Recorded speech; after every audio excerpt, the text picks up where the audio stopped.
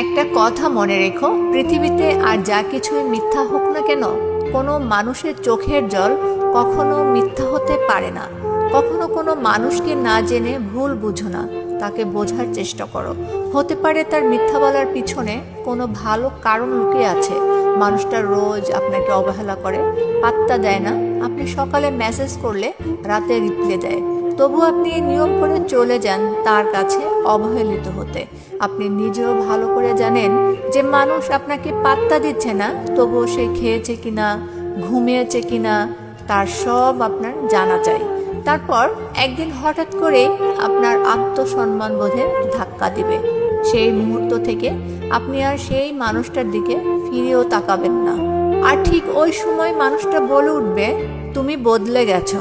সময় থাকতে প্রিয় মানুষগুলোকে মূল্য দিতে শেখো, তা না হলে তোমার আপন মানুষগুলো এমন